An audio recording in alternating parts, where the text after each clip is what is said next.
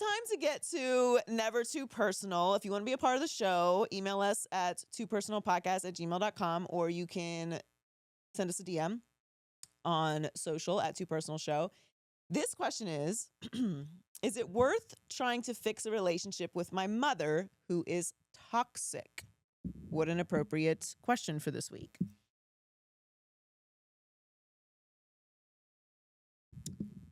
So, I will say this. I need a lot more context to this question.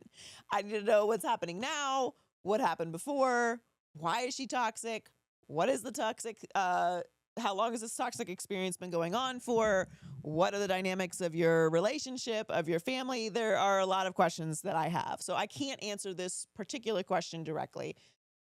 But what I will say is this.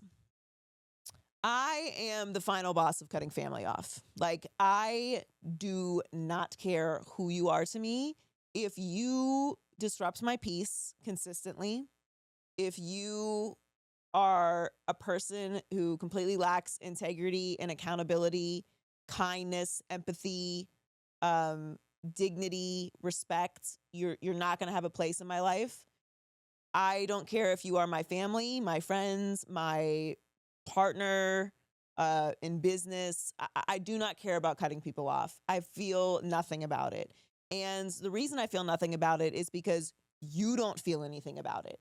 If that person is not acting the way that they should, meaning that they care about me or my peace or my happiness or my heart, why would I care about cutting them off? They don't like me. At base, they don't like me. Further, they might hate me. So I think when it comes to cutting off toxic family members or fixing it, trying to fix a relationship with a mother who is toxic, which is the question, I have toxic family members. And for some of those relationships, I have tried to fix them. Once I realize that this is truly who this person is, I no longer try to fix it. Because whether they're family or not is irrelevant to me. Just because you are my family member does not mean that you give a fuck about me at all. And it is a very old school mentality of, well, that's blood, so you got to deal with it. No, the fuck I do not. No, I don't. No, I don't, and I won't. And it hurts. Like if it's a parent or if it's a sibling or a cousin or an aunt or uncle, like it doesn't matter who it is.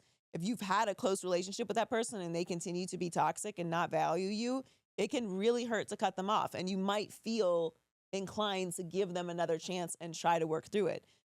My thing is, if they haven't taken any accountability for their actions, why are you trying to fix it? Because you're really just hoping that they're going to change. And that's not a good strategy. I can't broad stroke a situation because I don't know anything about it. But when it comes to toxic parents, they got years and years and years and years and years of work to do. And what's more than likely is they're not going to do the work because that's not what their generation has taught them to do. They'd have to really be heartbroken about losing a relationship with you and show actions and not just words that their toxic ways have ended or that they're working on it. At the end of the day, you only have but so much time on this earth, and nobody is giving out struggle prizes. There's no oppression Olympics. There's no struggle Olympics. You don't get the gold medal for having suffered the most. So why are you putting yourself through it? It can be heartbreaking to let a family member go because of their toxicity. It can be. And it's fair. And it's almost like a death, especially if it's family, because your mother, that's a irreplaceable relationship. But if that person doesn't value you and that person is causing you extreme distress in the way a toxic person, not just a, sad person or a person who's struggling or, somebody who might be a little bit selfish, a toxic person can ruin your life. And you have to have boundaries strong enough to prevent them from doing that. So again, I don't know the nuance of the situation. I will say for me, I do not allow toxic people in my spaces. You are not allowed around me. I cannot deal with it. I've been through it enough times to know that there is absolutely no value. You do not win any award for surviving the most toxic person on earth. I've searched high and low. There are no such games that exist. They do not hand out those prizes.